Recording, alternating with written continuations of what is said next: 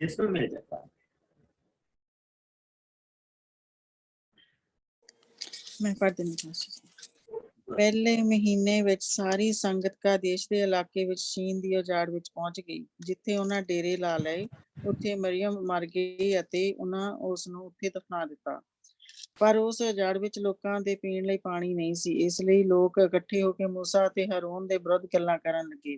ਉਹ ਮੂਸਾ ਨੂੰ ਕਹਿਣ ਲੱਗੇ, ਚੰਗਾ ਹੁੰਦਾ ਕਿ ਅਸੀਂ ਵੀ ਆਪਣੇ ਭਰਾਵਾਂ ਨਾਲ ਪ੍ਰਭੂ ਦੇ ਸਾਹਮਣੇ ਹੀ ਮਰ ਜਾਂਦੇ। ਕੀ ਤੂੰ ਪ੍ਰਭੂ ਦੇ ਲੋਕਾਂ ਨੂੰ ਇਸ ਉਜਾੜ ਵਿੱਚ ਇਸ ਲਈ ਲੈ ਕੇ ਆਇਆ ਕਿ ਅਸੀਂ ਇੱਥੇ ਆਪਣੇ ਪਸ਼ੂਆਂ ਸਮੇਤ ਮਰ ਜਾਈਏ? ਤੂੰ ਸਾਨੂੰ ਮਿਸਰ ਤੋਂ ਇਸ ਭੈੜੀ ਥਾਂ ਤੇ ਕਿਉਂ ਲੈ ਕੇ ਆਇਆ, ਜਿੱਥੇ ਨਾ ਅਨਾਜ ਹੈ, ਨਾ ਹਜੀਰਾਂ, ਨਾ ਅੰਗੂਰ, ਨਾ ਅਨਾਰ ਅਤੇ ਨਾ ਹੀ ਪੀਣ ਦੇ ਲਈ ਪਾਣੀ। ਇਹ ਸਭ ਸੁਣ ਕੇ ਮੂਸਾ ਅਤੇ ਹਾਰੂਨ ਲੋਕਾਂ ਕੋਲੋਂ ਹਟ ਕੇ ਸੰਗਤ ਦੇ ਤੰਬੂ ਕੋਲ ਜਾ ਕੇ ਮੂੰਹ ਭਾਰ ਡਿੱਗ ਪਏ। ਉੱਥੇ ਉਹਨਾਂ ਤੇ ਪ੍ਰਭੂ ਦਾ ਤੇਜ ਪ੍ਰਗਟ ਹੋਇਆ।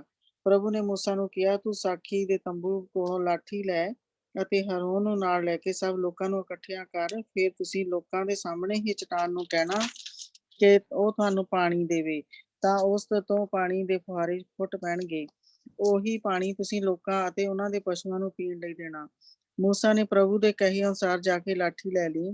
ਫਿਰ ਮੂਸਾ ਅਤੇ ਹਾਰੂਨ ਨੇ ਸਭ ਲੋਕਾਂ ਨੂੰ ਇਕੱਠੇ ਕਰਕੇ ਕਿਹਾ, ਹੇ ਵਿਦਰੋਹੀਓ, ਕੀ ਅਸੀਂ ਇਸ ਚਟਾਨ ਵਿੱਚੋਂ ਤੁਹਾਡੇ ਲਈ ਪਾਣੀ ਵਗਾਈਏ? ਇਹ ਕਹਿ ਕੇ ਮੂਸਾ ਨੇ 2 ਵਾਰ ਆਪਣੇ ਹੱਥ ਵਿਚਲੀ ਲਾਠੀ ਚਟਾਨ ਤੇ ਮਾਰੀ ਅਤੇ ਉਸ ਵਿੱਚੋਂ ਪਾਣੀ ਦੇ ਫੁਹਾਰੇ ਵਗ ਤੁਰੇ। ਤਦ ਲੋਕਾਂ ਅਤੇ ਉਹਨਾਂ ਦੇ ਪਸ਼ੂਆਂ ਨੇ ਉੱਥੇ ਪਾਣੀ ਪੀਤਾ। ਤਦ ਪ੍ਰਭੂ ਨੇ ਮੂਸਾ ਤੇ ਹਾਰੂਨ ਨੂੰ ਕਿਹਾ, ਤੁਹਾਨੂੰ ਵੀ ਮੇਰੀ ਸ਼ਕਤੀ ਤੇ ਵਿਸ਼ਵਾਸ ਨਹੀਂ ਹੈ, ਇਸ ਕਾਰਨ ਤੁਸੀਂ ਮੇਰੇ ਨਾਂ ਨੂੰ ਇਹਨਾਂ ਲੋਕਾਂ ਉੱਤੇ ਪ੍ਰਗਟ ਕਰਨ ਵਿੱਚ ਅਸਫਲ ਰਹੇ ਹੋ। ਇਸ ਲਈ ਤੁਸੀਂ ਇਹਨਾਂ ਲੋਕਾਂ ਨੂੰ ਉਸ ਧਰਤੀ ਤੇ ਪਹੁੰਚਾ ਨਹੀਂ ਸਕੋਗੇ ਜੋ ਮੈਂ ਇਹਨਾਂ ਨੂੰ ਦੇਣ ਵਾਲਾ ਹਾਂ। ਇਹ ਘਟਨਾ ਮਰੀਵਾਹ ਦੇ ਪਾਣੀਆਂ ਕੋਲ ਵਾਪਰੀ, ਜਿੱਥੇ ਲੋਕਾਂ ਨੇ ਪ੍ਰਭੂ ਦਾ ਵਿਦਰੋਹ ਕੀਤਾ ਅਤੇ ਉੱਥੇ ਹੀ ਉਸਨੇ ਆਪਣੇ ਆਪ ਨੂੰ ਉਹਨਾਂ ਦੇ ਵਿਚਕਾਰ ਪਵਿੱਤਰ ਠਹਿਰਾਇਆ। ਸੋ ਹੁਣ ਅਸੀਂ ਜਿਸਲੇ ਇਸ ਹਿੱਸੇ ਦੇ ਵਿੱਚ ਆਏ ਹਾਂ, ਜਿਸ ਤਰ੍ਹਾਂ ਕਿ ਮੈਂ ਕਿਹਾ ਕਿ ਇਹ ਅਸੀਂ ਦੇਖਦੇ ਪਏ ਜਿਸ ਹਿੱਸੇ ਦੇ ਵਿੱਚੋਂ ਦੀ ਕਿ ਇਹ ਸਮਰੀ ਆ ਬੇਸਿਕਲੀ। ਹੁਣ ਜਿਹੜੀ ਮਰੀਅਮ ਦੀ ਅਸਲ ਦੇ ਵਿੱਚ ਜਿਹੜੀ ਮੌਤ ਹੋਈ ਆ, ਉਹ ਅਗਰ ਅਸੀਂ ਟਾਈਮ ਦੇ ਹਿਸਾਬ ਦੇ ਨਾਲ ਦੇਖੀਏ, ਜਿੱਥੇ ਉਹਨਾਂ ਨੇ ਲਿਖਿਆ ਕਿ ਉੱਥੇ ਮਰੀਅਮ ਮਰ ਗਈ, ਉੱਥੇ ਤੁਸੀਂ ਲਿਖ ਸਕਦੇ ਆ ਬੇਸਿਕਲੀ ਉਹ ਅਪ੍ਰੈਲ ਦਾ ਮਹੀਨਾ ਸੀ ਔਰ ਮਸੀਹ ਦੇ ਆਉਣ ਤੋਂ 1423 ਸਾਲ ਪਹਿਲਾਂ। ਔਰ ਮਰੀਅਮ ਦੀ ਜਿਹੜੀ ਉਮਰ ਸੀ ਉਹਦੀ ਮੌਤ ਦੇ ਵੇਲੇ 125 ਸਾਲ ਸੀ। 125 ਸਾਲ ਦੀ ਉਮਰ ਦੇ ਵਿੱਚ ਮਰੀਅਮ ਦੀ ਮੌਤ ਹੋਈ ਔਰ ਇਹ ਅਗਸਤ ਦਾ ਮਹੀਨਾ ਸੀ ਔਰ ਮਸੀਹ ਦੇ ਆਉਣ ਤੋਂ ਪਹਿਲਾਂ 1423 ਸਾਲ। ਲੇਕਿਨ ਗਾਂ ਜਾ ਕੇ ਅਸੀਂ ਜਿਹੜੀਆਂ ਤਰੀਕਾਂ ਲਿਖਣੀਆਂ ਆ ਉਹ ਥੋੜੀਆਂ ਪਿੱਛੇ ਕਰਕੇ ਲਿਖਣੀਆਂ। ਉਹ ਅਸੀਂ ਦੇਖਣਾ ਹੈਗਾ ਕਿ ਇਹ ਜਿਹੜੀ ਘਟਨਾ ਇਹ 1440 ਚ ਵਾਪਰੀ, ਆ ਜਿਹੜੀ ਘਟਨਾ ਇਹ ਮਸੀਹ ਦੇ ਆਉਣ ਤੋਂ 1435 ਸਾਲ ਪਹਿਲਾਂ ਵਾਪਰੀ। ਲੇਕਿਨ ਜਿਹੜੀ ਮਰੀਅਮ ਦੀ ਜਿਹੜੀ ਮੌਤ ਹੋਈ ਆ ਉਹ ਐਕਚੁਅਲੀ 1423 ਸਾਲ। ਉਹਨਾਂ ਨੂੰ ਹਾਲੇ ਸਿਰਫ 2 ਸਾਲ ਰਹਿੰਦੇ ਸੀਗੇ ਵਾਰੀ ਦੀ ਧਰਤੀ ਤੇ ਜਾਣ ਦੇ ਲਈ। ਮਰੀਅਮ ਦੀ ਮੌਤ ਉੱਥੇ ਔਰ ਮਰੀਅਮ ਨੂੰ ਉਹਨਾਂ ਨੇ ਉੱਥੇ ਦਫਨਾ ਦਿੱਤਾ। ਔਰ ਹਾਲੇ ਤੱਕ ਜਿਸਲੇ ਮਰੀਅਮ ਦੀ ਮੌਤ ਹੋਈ ਆ ਤੇ ਉਹ ਵਾਪਸ ਆ ਰਿਹਾ ਸੀ, ਆਪਣੀ ਭੈਣ ਨੂੰ ਦਫਨਾ ਕੇ ਆ ਰਿਹਾ ਸੀ ਔਰ ਉਸਦਾ ਮੂਸਾ ਦਾ ਮਨ ਟੁੱਟਾ ਸੀਗਾ।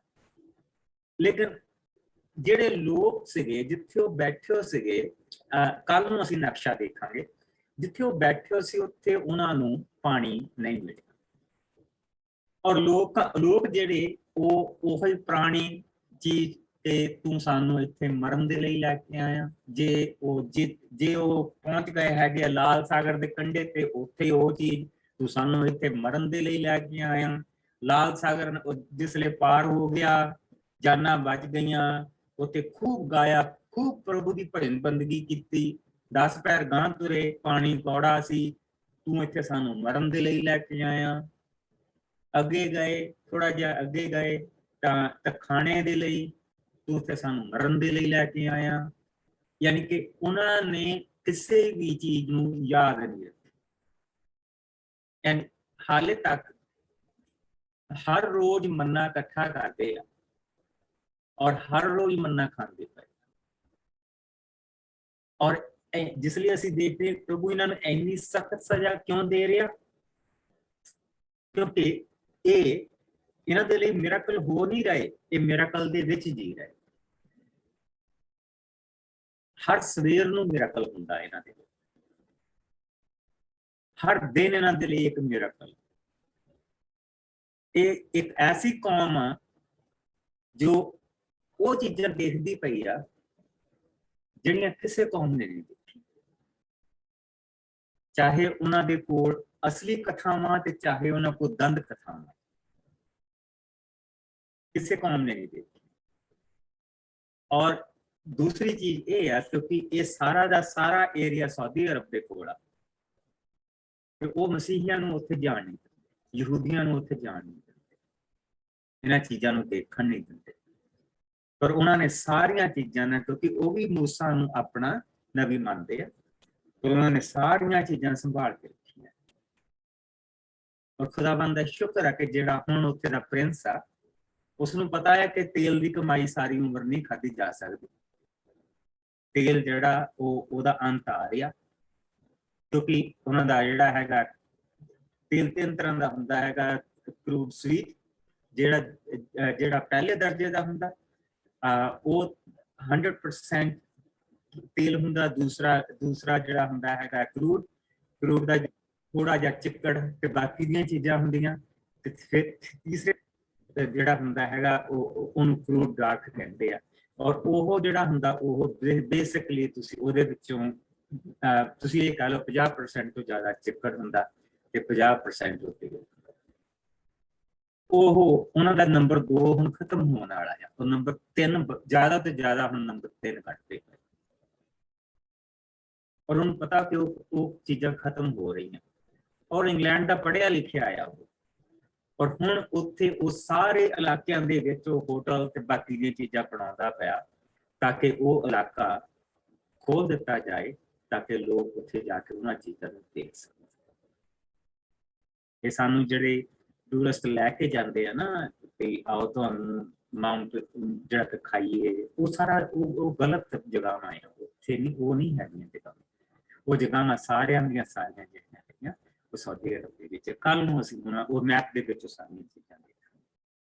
ਔਰ मूसा ਨੂੰ ਇਹ ਚੀਜ਼ ਸੁਣ ਕੇ ਜਿੱਦਾਂ ਗੁੱਸਾ ਆ ਗਿਆ, ਜਿੱਦਾਂ ਕੋਈ ਵੀ ਧੜਕ ਸਕਦਾ।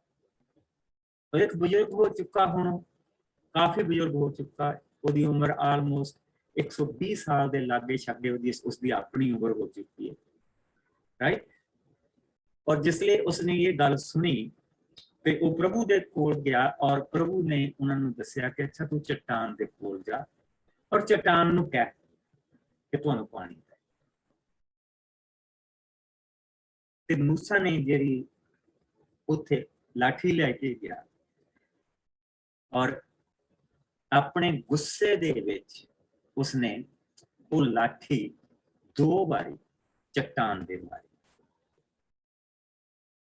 और ਜਿਹੜੀ ਉਹ ਚਟਾਨ ਉਸਨੂੰ ਕਿਹਾ ਕਿ ਤੂੰ ਇਹਨਾਂ ਨੂੰ ਪਾਣੀ, ਇਹਨਾਂ ਹੱਥ ਧਰਮੀ ਲੋਕਾਂ ਨੂੰ ਪਾਣੀ ਦੇ।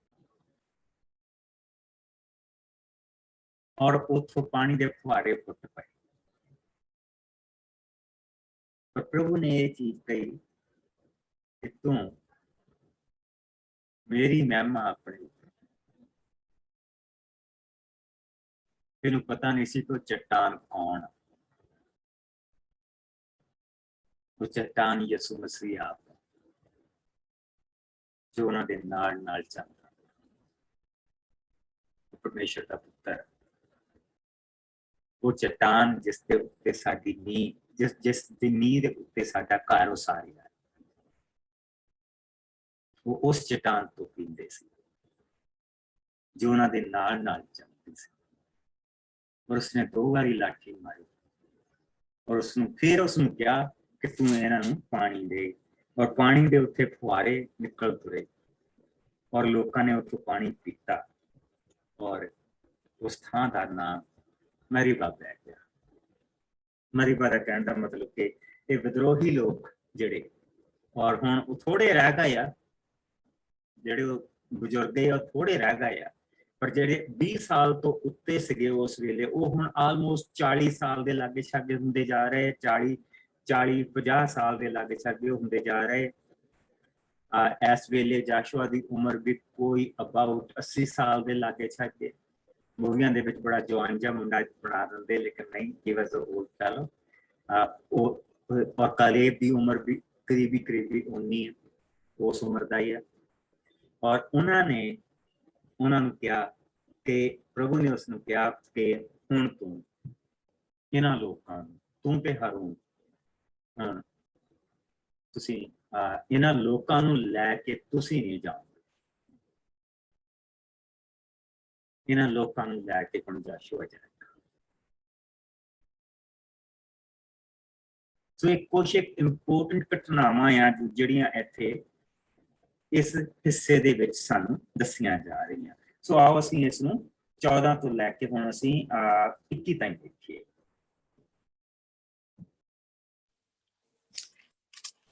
ਆਦੋਮ ਦੇ ਰਾਜੇ ਦਾ ਭੈੜਾ ਵਰਤਾਓ। ਮੂਸਾ ਨੇ ਕਦੇਸ਼ ਦੀ ਥਾਂ ਤੋਂ ਆਦੋਮ ਦੇ ਰਾਜਾ ਕੋਲ ਆਪਣੇ ਸੰਦੇਸ਼ ਵਾਹਕ ਇਹ ਕਹਿ ਕੇ ਘੱਲੇ, ਤੁਸੀਂ ਆਪਣੇ ਸੰਬੰਧੀਆਂ ਉੱਤੇ ਆਈ ਭੈੜੀ ਦਿਨਾਂ ਬਾਰੇ ਜਾਣਦੇ ਹੋ।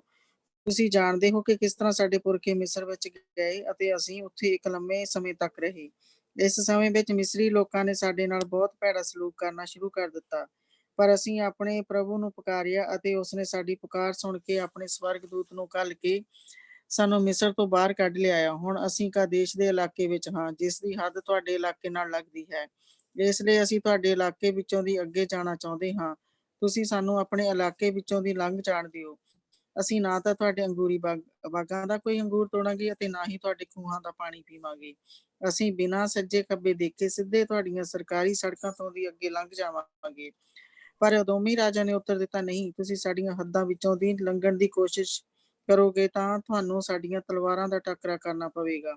ਇਸਰਾਏਲੀ ਲੋਕਾਂ ਨੇ ਕਿਹਾ, ਅਸੀਂ ਕੇਵਲ ਤੁਹਾਡੀ ਸੜਕ ਤੇ ਚੱਲਾਂਗੇ। ਜੇਕਰ ਅਸੀਂ ਜਾਂ ਸਾਡੇ ਪਸ਼ੂ ਤੁਹਾਡਾ ਪਾਣੀ ਪੀਵਾਂਗੇ ਤਾਂ ਅਸੀਂ ਉਸ ਦਾ ਮੁੱਲ ਭਰ ਦੇਵਾਂਗੇ। ਪਰ ਅਦੋਮੀ ਰਾਜਾ ਫੇਰ ਵੀ ਨਾ ਮੰਨਿਆ ਅਤੇ ਉਸਨੇ ਉੱਤਰ ਦਿੱਤਾ, ਨਹੀਂ, ਤੁਸੀਂ ਸਾਡੀਆਂ ਹੱਦਾਂ ਵਿੱਚੋਂ ਦੀ ਨਹੀਂ ਜਾ ਸਕਦੇ ਹੋ। ਸੋ ਅਦੋਮ ਦੇ ਰਾਜਾ ਨੇ ਇਸਰਾਏਲੀਆਂ ਦਾ ਟਾਕਰਾ ਕਰਨ ਦੇ ਲਈ ਆਪਣੀ ਇੱਕ ਵੱਡੀ ਫੌਜ ਘੱਲੀ। ਇਸ ਤਰ੍ਹਾਂ ਅਦੋਮੀਆਂ ਨੇ ਇਸਰਾਏਲੀਆਂ ਨੂੰ ਆਪਣੇ ਇਲਾਕੇ ਵਿੱਚੋਂ ਦੀ ਨਾ ਲੰਘਣ ਦਿੱਤਾ। ਇਸ ਲਈ ਇਜ਼ਰਾਈਲੀ ਦੂਜੇ ਪਾਸਿਓਂ ਦੀ ਅੱਗੇ ਚਲੇ ਗਏ। ਆਮੀਨ। ਸੋ ਇਹ ਕਿਉਂ ਹੋ ਰਿਹਾ ਹੈ? ਤਾਂ ਸੇ ਤਾਂ ਭਰਾ ਆ, ਤੇਰੇ ਭਰਾ ਭਤੀਜੇ ਆ। ਇਹ ਅਦੋਮੀ ਲੋਕ ਕੌਣ? ਆਪਾਂ ਬਹੁਤ ਵਾਰੀ ਇਸ ਚੀਜ਼ ਨੂੰ ਦੇਖਿਆ। ਅਦੋਮੀ ਲੋਕ ਕੌਣ? ਅੱਛਾ, ਮੇਰੇ ਨਾਲ ਆ ਜਾਓ ਤੁਸੀਂ ਉਤਪत्ति ਦੇ ਪਿੱਛੇ ਆ ਜਾਓ। Genesis, who are Edomites? ਉਤਪत्ति ਵਿੱਚ ਔਰ ਇੱਥੇ ਅਸੀਂ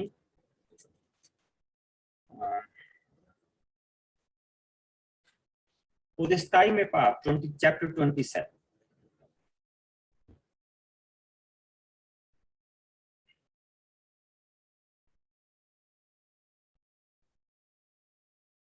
ਔਰ ਇੱਥੇ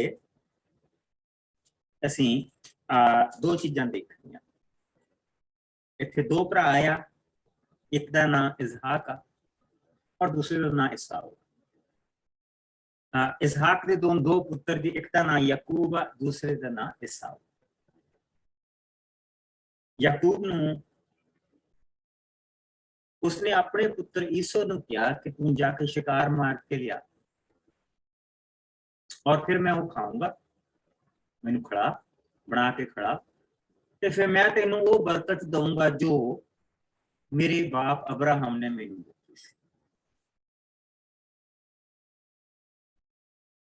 ਔਰ ਹਾਲੇ ਉਹ ਮਰਨ ਵਾਲਾ ਨਹੀਂ ਗਾ, ਉਹਨੇ ਬਹੁਤ ਦੇਰ ਤੱਕ ਹਾਲੇ ਜੀਣਾ। ਇਸਹਾਕ ਦੀ ਮੌਤ ਉਦੋਂ ਜਾ ਕੇ ਹੋਣੀ ਆ ਜਿਸ ਵੇਲੇ ਯੂਸਫ ਨੇ ਪ੍ਰਾਈਮ ਮਿਨਿਸਟਰ ਬਣ ਜਾਣਾ। ਉਸਲੇ ਜਾ ਕੇ ਇਸ ਦੀ ਮੌਤ ਹੋਣੀ ਹੈ ਔਰ ਹਾਲੇ ਯੂਸਫ ਪੈਦਾ ਵੀ ਨਹੀਂ ਹੋਇਆ ਔਰ ਬਹੁਤ ਟਾਈਮ ਤੋਂ ਪਹਿਲਾਂ ਉਸ ਨੂੰ ਬਰਕਤ ਦੇਣ ਜਾ ਰਿਹਾ। ਔਰ ਜਿਸਲੇ ਉਸਦੀ ਪਤਨੀ ਨੇ ਇਬਕਾ ਨੇ ਇਹ ਚੀਜ਼ ਸੁਣੀ, ਉਸਨੂੰ ਪਤਾ ਸੀ ਮੇਰਾ ਪੁੱਤਰ ਇਹ ਈਸਾਓ ਇਸ ਤੇ ਯੋਗ ਨਹੀਂ। ਉਸਨੂੰ ਪਤਾ ਸੀ ਇਸਨੇ ਦਾਲ ਦੀ ਕੌਲੀ ਦੇ ਬਦਲੇ ਆਪਣਾ ਜੇਠਾ ਹੋਣ ਦਾ ਹੱਕ ਵੇਚ ਦਿੱਤਾ ਹੈ। ਔਰ ਪ੍ਰਭੂ ਨੇ ਰਿਬਕਾ ਦੇ ਮਨ ਦੇ ਵਿੱਚ ਪਾਇਆ ਕਿ ਹੁਣ ਜੇਠਾ ਹੋਣ ਦਾ ਹੱਕ ਇਹਦੇ ਕੋਲ ਹੈ ਨਹੀਂ। ਜੇਠਾ ਹੋਣ ਦਾ ਹੱਕ ਜਿਹੜਾ ਉਹ ਯਾਕੂਬ ਦੇ ਕੋਲ ਸੋ ਪ੍ਰਭੂ ਨੇ ਉਸਨੂੰ ਬੁੱਧੀ ਦਿੱਤੀ।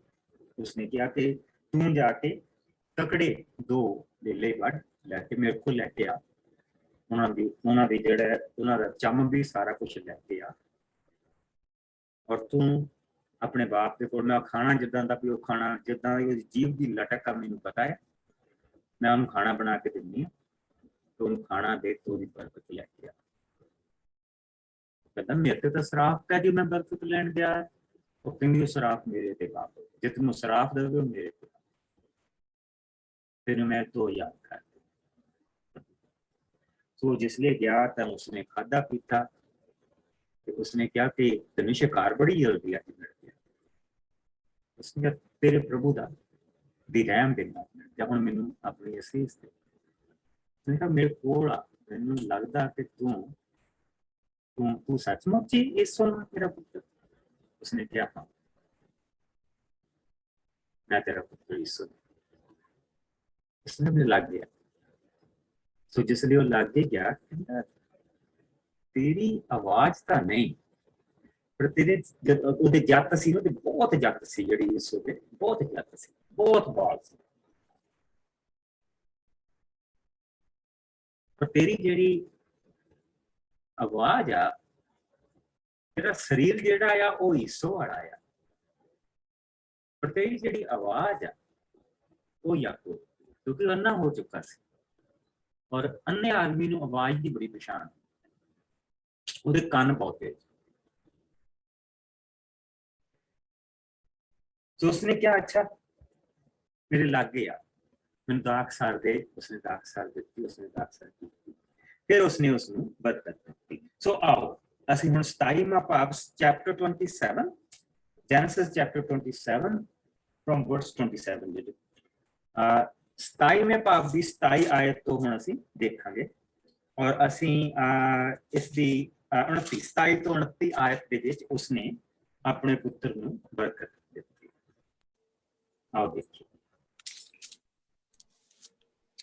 ਯਾਕੂਬ ਨੇ ਨੇੜੇ ਆ ਕੇ ਆਪਣੇ ਪਿਤਾ ਨੂੰ ਚੁੰਮਿਆ। ਉਸਦੇ ਪਿਤਾ ਨੂੰ ਉਸਦੇ ਕੱਪੜਿਆਂ ਵਿੱਚੋਂ ਸੁਗੰਧ ਆਈ ਅਤੇ ਉਸਨੇ ਇਹ ਕਹਿੰਦੇ ਹੋਏ ਯਾਕੂਬ ਨੂੰ ਅਸੀਸ ਦਿੱਤੀ, ਮੇਰੇ ਪੁੱਤਰ ਦੀ ਸੁਗੰਧ ਉਸ ਖੇਤ ਦੀ ਸੁਗੰਧ ਵਰਗੀ ਹੈ ਜਿਸ ਨੂੰ ਪ੍ਰਭੂ ਨੇ ਅਸੀਸ ਦਿੱਤੀ ਹੋਵੇ। ਪਰਮੇਸ਼ਰ ਤੇਰੇ ਖੇਤਾਂ ਤੇ ਸਵਰਗ ਤੋਂ ਮੀਂਹ ਵਰਾਵੇ, ਉਹ ਤੇਰੀ ਧਰਤੀ ਦੀ ਉਪਜ ਸ਼ਕਤੀ ਨੂੰ ਵਧਾਵੇ ਅਤੇ ਤੇਰੀ ਫਸਲ ਅਤੇ ਅੰਗੂਰੀ ਬਾਗਾਂ ਨੂੰ ਬਹੁਤਾਤ ਵਿੱਚ ਫਲਦਾਰ ਕਰੇ। ਲੋਕ ਤੇਰੀ ਸੇਵਕਾਈ ਕਰਨ, ਕੌਮਾਂ ਤੇਰੇ ਅੱਗੇ ਸਿਰ ਨੀਵਾਂ ਕਰਨ, ਤੇਰੇ ਆਪਣੇ ਭਰਾਵਾਂ ਤੇ ਵੀ ਤੇਰੀ ਪ੍ਰਭੂਤਾ ਹੋਵੇ ਅਤੇ ਤੇਰੀ ਮਾਂ ਦੀ ਸੰਤਾਨ ਵੀ ਤੇਰੇ ਸਾਹਮਣੇ ਸਿਰ ਨੀਵਾਂ ਕਰੇ। ਤੈਨੂੰ ਅਸੀਸ ਦੇਣੇ ਵਾਲੇ ਨੂੰ ਅਸੀਸ ਮਿਲੇ, ਪਰ ਸ਼ਰਾਪ ਦੇਣੇ ਵਾਲੇ ਨੂੰ ਸ਼ਰਾਪ ਮਿਲੇ। ਸੋ ਇਹਦੇ ਨਾਲ ਉਸਨੇ ਅਬਰਾਹਮ ਦੀ ਜੋ ਅਸੀਸ ਪ੍ਰਭੂ ਨੇ ਉਸਨੂੰ ਦਿੱਤੀ ਸੀ, ਉਹ ਅਸੀਸ ਜਿਹੜੀ ਸੀਗੀ ਉਹ ਅੱਗੇ ਉਸਨੇ ਅਗਲਾ ਜਿਹੜਾ ਇੱਕ ਪੈਰ ਅੱਗੇ ਚੁੱਕ ਲਿਆ, ਉਹ ਅਗਲੀ ਜਨਰੇਸ਼ਨ ਦੇ ਉੱਤੇ ਚੱਲੀ। ਹੁਣ ਈਸੋ ਵੀ ਆਪਣਾ ਸ਼ਿਕਾਰ ਲੈ ਕੇ ਆ ਗਿਆ, ਔਰ ਉਸਨੂੰ ਵੀ ਪਤਾ ਅੱਜ ਅਸੀਸ ਮਿਲਣੀ ਆ। ਸੋ ਆਓ ਕੋਈ ਜਾਣਾ ਇਸਨੂੰ ਅਸੀਂ ਦੇਖਦੇ ਹਾਂ 30 ਤੋਂ ਲੈ ਕੇ 41 ਤੱਕ ਇਸ ਨੂੰ ਪੜ੍ਹਦੇ ਹਾਂ। ਇੱਥੋਂ ਪਤਾ ਲੱਗੇਗਾ ਕਿ ਇੰਨੀ ਨਫ਼ਰਤ ਕਿਉਂ। ਆਓ